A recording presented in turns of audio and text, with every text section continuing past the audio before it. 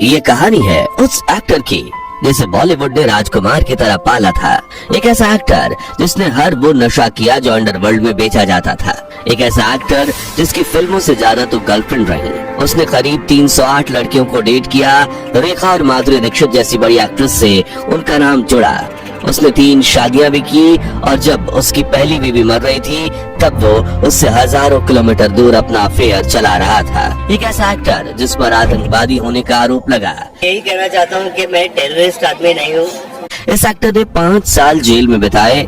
अपनी जवानी में हर वो बुरा काम किया जिसके लिए बॉलीवुड पर काला दाग लगा हुआ है, फिर चाहे वो नशे की लत हो या फिर अंडरवर्ल्ड से नाता। आप सोचिए नहीं ज्यादा दिन नहीं है ये, और मैं अगर ये दुआ करो लगेगा। लेकिन फिर सिर्फ एक फिल्म से दर्शकों ने उसकी हर गलती माफ कर दी और बना दिया सुपरस्टार। हम बात कर रहे हैं बॉलीवुड के संजू बाबा और संजय दत्त की। लेकिन क्या संजय दत्त वाकई उस शोहरत और शान के हकदार हैं? क्योंकि उनका नाम 1993 के बॉम्बे ब्लास्ट से भी जुड़ा था जिसमें 257 लोग मारे गए थे। आज जानेंगे बॉलीवुड के सुपरस्टार कहे जाने वाले संजय दत्त की ड्रग्स की लत से लेकर 308 गर्लफ्रेंड्स और टाडा केस की पूरी कहानी। लेकिन उससे पहले ऐसी आंख खोल देने वाली वीडियोस लाने की हमारी कोशिश को सपोर्ट करने के लिए एक लाइक और कमेंट जरूर कीजिए। 29 जुलाई 1959 के दिन बॉलीवुड के मशहूर अभिनेता सुनील दत्त और अभिनेत्री नरगिस दत्त के घर संजय दत्त का जन्म होता है। संजय को बॉलीवुड में राजकुमार की तरह पाला जाता था। सिर्फ 6 साल की उम्र में संजय ने अपने माता पिता से सिगरेट पीने की आदत की जिद की थी और 9 साल के उनके पिता ने जो आधी सिगरेट पी के फेंक दी थी, संजय ने उसे उठाकर पहली बार सिगरेट का कश लगाया था। 11 साल की उम्र में उन्होंने शराब पीना शुरू कर दिया। स्कूल की पार्टीज, दोस्तों के बीच वो बियर और रम के ग्लास ऐसे पकड़ते जैसे कोई चॉकलेट का पैकेट हो। धीरे धीरे उनका शरीर नशे का आदी होता चला गया। फिर आए वो दौर जब संजय दत्त की जिंदगी में चरस, गांजा, LSD, हेरोइन, कोकीन, MDMA जैसे खतरनाक ड्रग्स ने एंट्री ली। वो अपने ड्रग्स पेडलर से हर वो ड्रग्स खरीदते जो मार्केट में नया आया था। धीरे धीरे संजय को नशे की लत इतनी बढ़ गई कि वो हमेशा नशे में रहने लगे। उन्होंने एक इंटरव्यू में कहा था कि मैं रोज सुबह उठकर सोचता था कि आज कौन सा नशा करूं और रात को सोचता था कि भगवान प्लीज मुझे सुला दे, मैं सुबह उठना नहीं चाहता। और जब उनके पिता सुनील दत्त अपने बेटे के हाल को देखकर रिहैब सेंटर ले गए तो संजय ने पेपर में लिखे सभी ड्रग्स के पास टिक कर दिए। तभी डॉक्टर ने उनसे हैरान होकर कहा था तुम अब तक जिंदा कैसे हो। जिसके बाद संजय दत्त को अमेरिका की एक high security drugs rehab centre में भर्ती कराया गया, जहां 2 सालों तक तड़प कर गुजारने के बाद संजय ने जैसे तैसे ड्रग्स की लत छोड़ी। कहा जाता है कि जब संजय की मां नरगिस दत्त की मौत हुई थी तब भी संजय रिहैब सेंटर में ही थे। ड्रग्स के साथ संजय दत्त की एक और बुरी आदत थी अनगिनत प्रेमिकाएं बनाने की आदत। संजय दत्त ने खुद कहा था कि मैंने करीब 308 लड़कियों को डेट किया है। शायद गिनती भी गलत हो क्योंकि कुछ नाम तो अब याद भी नहीं। स्कूल और कॉलेज में हर हफ्ते उनकी गर्लफ्रेंड्स बदलती थी। उन्होंने कई लड़कियों का दिल तोड़ा, यहाँ तक कि एक बार तो वो अपने ही दोस्त की प्रेमिका के साथ सो गए थे, जो किस्सा संजू फिल्म में भी दिखाया गया है। लेकिन कॉलेज में उन्हें पहली बार सच्चा प्यार हुआ टीना मुनीब से, जो आज टीना अंबानी है। साल 1981 में संजय को अपने पिता सुनील दत्त की मदद से अपने करियर की पहली फिल्म रॉकी मिलती है, जिसमें वो अपने को स्टार टीना मुनीब को दिल दे बैठते हैं और दोनों काफी लंबे समय तक एक दूसरे को डेट करते हैं। लेकिन संजय दत्त की नशे की लत इस रिश्ते को भी बिगाड़ देती है और दोनों का ब्रेकअप हो जाता है। इस रिश्ते को लेकर टीना ने एक इंटरव्यू में कहा था संजू लवेबल है लेकिन उसके साथ रहना आत्महत्या जैसा था। जिसके बाद फिल्म जमीन आसमान के सेट पर संजय और रेखा की नजदीकियां बढ़ी थी। उस वक्त रेखा अमिताभ बच्चन के साथ रिश्ते को लेकर पहले से ही विवादों में फंसी थी और संजय के साथ उनका नाम जोड़ना एक बड़ी सनसनी थी। हालांकि दोनों का रिश्ता लंबा नहीं चला। जिसके बाद संजय की पहली शादी ऋचा शर्मा से दोनों को एक प्यारी बेटी भी हुई। लेकिन शादी के 4 साल बाद ऋचा को ब्रेन ट्यूमर हुआ और वो अपना इलाज करवाने अमेरिका चली गयी। शुरू में संजय भी अपनी बीवी का ध्यान रखने अक्सर अमेरिका जाया करते थे, लेकिन धीरे धीरे उनका अमेरिका आना जाना कम हो गया, जिसके कुछ समय बाद ये खबर आई कि जहां संजय दत्त की बीबी ऋचा शर्मा अमेरिका में जिंदगी और मौत की लड़ाई लड़ रही हैं, वहीं यहाँ भारत में संजय दत्त ने माधुरी दीक्षित को डेट करना शुरू कर दिया था। इस बीच ऋचा अपना बचा हुआ जीवन बिताने भारत आती हैं, लेकिन संजय उन्हें बिल्कुल भाव नहीं देते। मगर फिर साल 1993 में संजय दत्त के साथ कुछ ऐसा होता है कि माधुरी भी उनसे दूरी बना लेती है, और ये था 1993 का मुंबई बम ब्लास्ट, वो दर्दनाक हादसा जिसने संजय दत्त पर आतंकवादी होने का आरोप लगा दिया।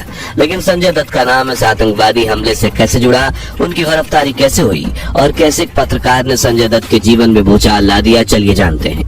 कहानी की शुरुआत होती है 6 दिसंबर 1992 से, जब अयोध्या में बाबरी मस्जिद तोड़ दिया जाता है, जिसके बाद पूरे देश भर में भयंकर सांप्रदायिक दंगे होने लगते हैं और जल्द ही इसकी चिंगारी सपनों के शहर मुंबई तक पहुंचने वाली थी। 12 मार्च 1993 दोपहर 1:30 बजे मुंबई की फिजा अचानक गोलियों और धमाकों से थर्रा उठती है।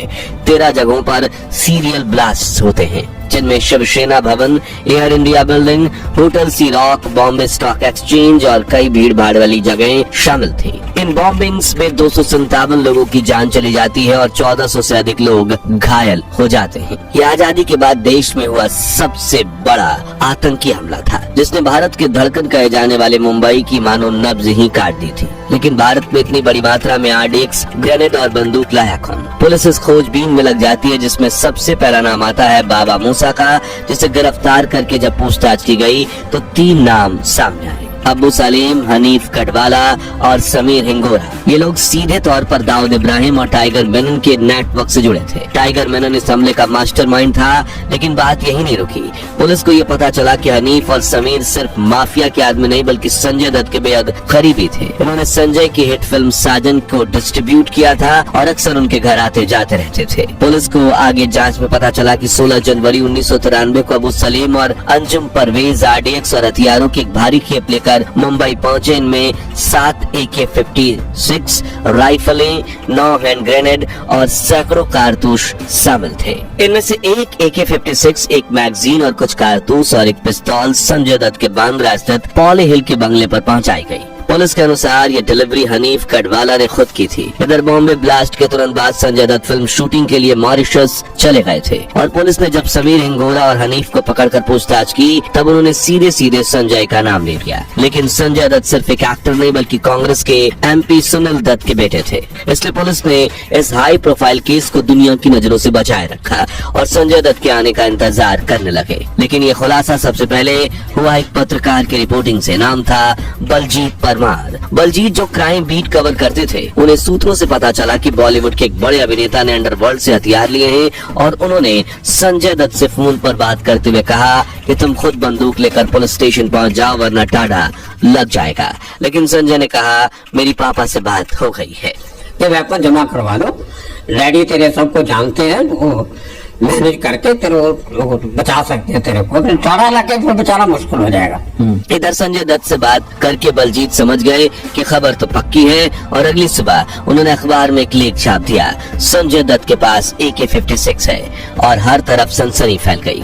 19 अप्रैल 1993 के दिन संजय दत्त मॉरिशस से वापस लौट रहे थे। जैसे ही एयरपोर्ट पर उनका विमान उतरा, पुलिस पहले ही से तैयार खड़ी थी। जब उन्हें रोका गया तो संजय पहले घबराए नहीं, लेकिन जैसे ही पुलिस ने टाडा का जिक्र किया, संजय के चेहरे के रंग उड़ गए। उन्हें पुलिस स्टेशन ले जाया गया और जैसे ही यहाँ पर एंट्री होती है उस अफसर की जो इस केस को लीड कर रहे थे, राकेश मारिया, एक सख्त लेकिन ईमानदार पुलिस ऑफिसर जो बाद में मुंबई पुलिस के कमिश्नर भी बने। कहा जाता है कि जब संजय दत्त पुलिस के सामने बैठे और मासूमियत दिखा रहे थे तो राकेश मारिया ने गुस्से में उसे एक जोरदार थप्पड़ मारा और कहा, AK-56 कोई पटाखा नहीं संजय। यही वो पल था जब संजय का नकाब उतरने लगा। उन्होंने धीरे धीरे कबूल किया कि उन्होंने हथियार अपने घर पर रखे थे। संजय का कहना था कि मेरे पिता उस वक्त राजनीति में थे, मुझे अपने परिवार की सुरक्षा की चिंता थी। लेकिन सवाल ये उठता है कि अगर संजय को वाकई सिर्फ सुरक्षा चाहिए थी तो उन्होंने अवैध तरीके से अंडरवर्ल्ड से हथियार क्यों लिए? और सिर्फ हथियार ही नहीं,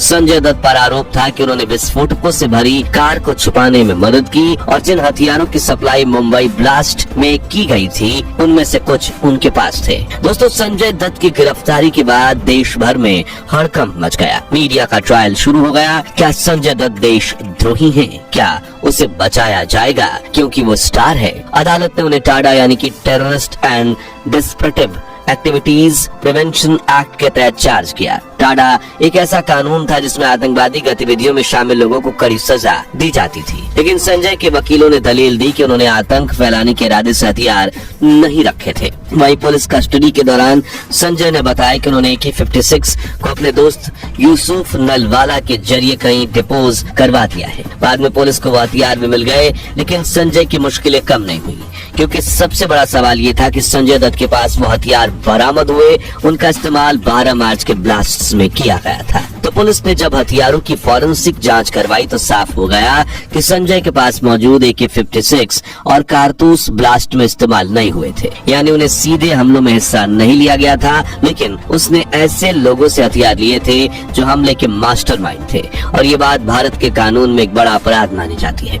संजय ने कबूल किया कि उसने हथियार सिर्फ सेल्फ डिफेंस के लिए लिए थे, क्योंकि उस समय मुंबई में दंगे हो रहे थे और उससे अपने पिता के राजनीतिक छवि के चलते जान का खतरा था। संजय दत्त को 1993 में गिरफ्तार किया गया और उन पर टाडा आर्म्स एक्ट और IPC की कई धाराएं लगाई गई। टाडा एक ऐसा कानून था जिसमें जमानत लगभग नामुमकिन मानी जाती थी, लेकिन 16 महीने जेल में रहने के बाद संजय को 1995 में सुप्रीम कोर्ट से अंतरिम जमानत मिल गई और टाडा की धाराएं बाद में उन पर से हटा दी गई। इस बीच 1998 में उन्होंने रिहा पिलाई से दूसरी शादी की, जो लंबी नहीं चली, लेकिन केस खत्म नहीं हुआ। 2006 में टाडा कोर्ट ने संजय दत्त को दोषी करार दिया, लेकिन आतंकवादी करार नहीं दिया।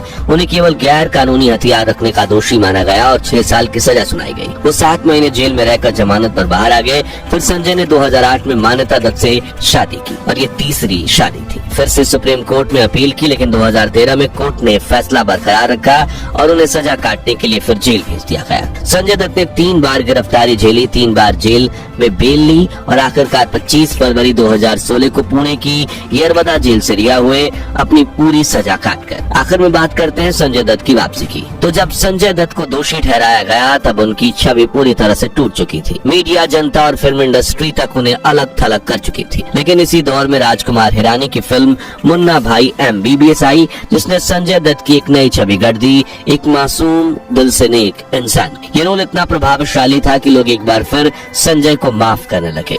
जेल के बाहर भीड़ लगने लगी, मुन्ना भाई के नारे लगने लगे। शायद यही वो वक्त था जब बॉलीवुड और जनता ने तय किया कि अब संजय को दूसरा मौका मिलना चाहिए। जिसके बाद साल 2018 में संजय दत्त अपनी सजा पूरी करके जेल से बाहर आ चुके थे। राजकुमार हिरानी ने उनकी जिंदगी पर एक बायोपिक फिल्म बनाई संजू, जिसे लेकर कई लोगों ने कहा कि ये संजय दत्त की छवि साफ करने के लिए बनाई गई व्हाइट वॉश मूवी है। तो दोस्तों, संजय दत्त और उनके विवादित जीवन को लेकर आपकी राय क्या है, हमें कमेंट्स में बताइए। वीडियो अच्छी लगी हो तो इसे लाइक और शेयर करके 11,000 लाइक्स करवा दीजिए जरूर। और ऐसे ही आंख खोल देने वाली वीडियोस के लिए हमारे चैनल को सब्सक्राइब करके पास वाली घंटी जरूर बजा दीजिए। जय हिंद, जय भारत।